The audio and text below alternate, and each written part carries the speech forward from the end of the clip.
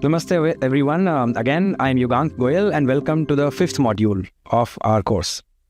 In this module, we are going to pick up yet another Jivan Darshana, another life's philosophy that explains what makes this country uniquely one, what exemplifies the unity in its diversity. And the theme of Jivan Darshana that we will take today is the presence, the ubiquity, the universal presence of art and craft cultures across Bharata. So you see, in many parts of the world, art is treated as something separate, kept in galleries, studied in schools, performed on stages. But in India, that line between life and art often doesn't exist. Here, art is not something apart from people. It comes from them. It grows out of how they live, how they celebrate, how they mourn, how they pass time, how they mark what matters. A woman drawing columns every morning outside her house wouldn't call herself an artist. A man shaping a clay lamp for Diwali isn't really chasing recognition.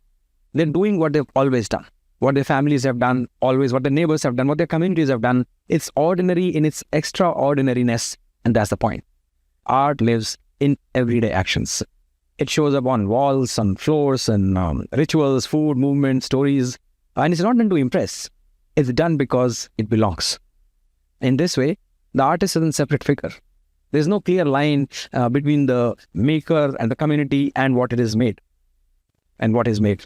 Art doesn't need a spotlight. It needs practice, attention, care, rhythm that continues even when nobody's watching. And that is why the forms last, not because they're protected, but because they're used, made again and again, passed down, adapted, kept alive, not by institutions, but by people through their generations. This is the Jnana Parampara.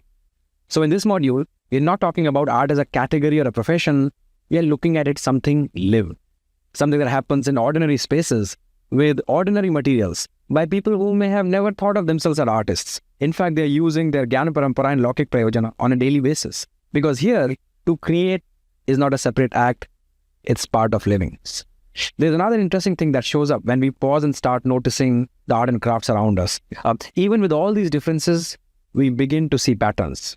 Warli and Madhubani artists often draw similar things, trees, animals, rituals.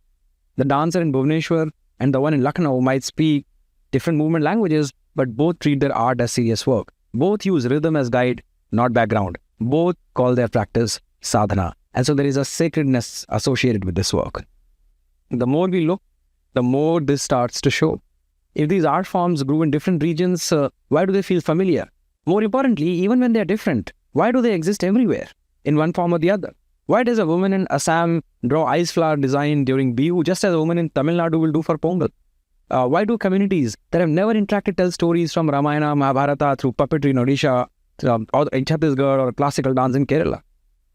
We're not here to make a list of crafts or turn into nostalgia. We start with the basic idea that in India, art is not an extra, it's not a decor or a hobby, it's part of how life is lived. During festivals, special events, drawing floor designs or making craft is not optional, it's expected. These are the skills that pass down in homes, learned without formal classes, taught by doing things together. Imagine the entrance of a home. In Tamil Nadu, it's marked with kolam. In Uttarakhand, it's aipan. Bengal has alpana. Odisha has joti chita. Kerala has pukalam. Different forms, but a shared idea that the space matters. Something is about to begin. We often don't pay attention because these acts are part of everyday routines. But when we step back, we see this. These aren't artworks meant to last. They're stepped on, washed away, made again. Because what matters is the doing.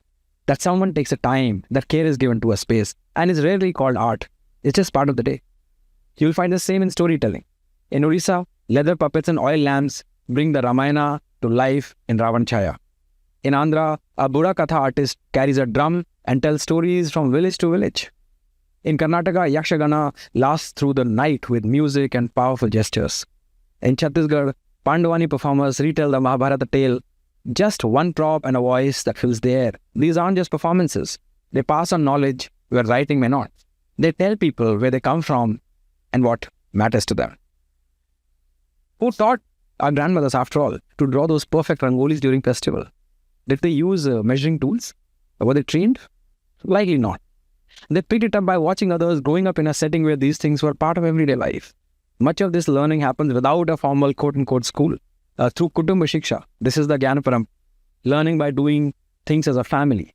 Some forms are picked up early, others like classical music or sculpting, they take years of discipline. But each form belongs to a place, and most of them teach something.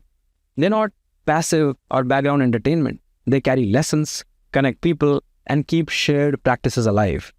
Artistic knowledge in India is often passed down by doing, not by reading. The kolam isn't learned in school. The skill to dye a thread, carve a pattern, or mold clay comes from being around those who know it, from repeating, watching, getting it wrong, and trying again.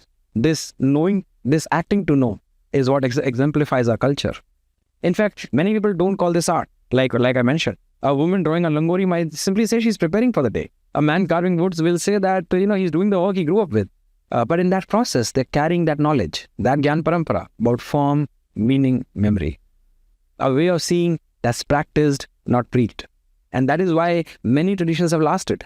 They're part of how people live. They're not locked up in galleries. They don't show up. They show up in cooking, clothing, prayer, and celebration, not in a museum.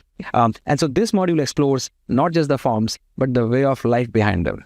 How art, for instance, follows the cycle of seasons and rituals. How materials, rice, flour, turmeric, flower petal, cow dung, they're all chosen not randomly, but for what they bring. How performances are directed not at audience alone, but towards ancestors, land, and shared memory. And we keep asking, why are these forms so different and yet feel so close? And speaking of familiarity, there's one more idea that guides this course, by the way. Each place in India has something. You could visit any village, any town, and you will find some handloom, some woodwork, embroidery, pottery, network painting, something or the other going on. It's amazing. Sometimes, they make it for the market. Often, it's made for the moment. And that does not mean something grand or rare. It's just that everybody, whatever they do, matters. It reminds us that art is not rare, it's everywhere. Not stored away in museums, but alive in the hands of people. So this course is not a catalog of crafts or a nostalgia trip like I mentioned. It's definitely not about watching from a distance. We try to see what holds it all together. Not a single rule or idea, but shared habits. With no central ruler who's mandating what has to be done in every part of India. In fact, all kinds of art and craft traditions are very different from each other. They may be very different from each other. But the deal is, they exist everywhere. This shared way of finding meaning, a shared Jivan Darshan, is what we will explore in this module. Namaste.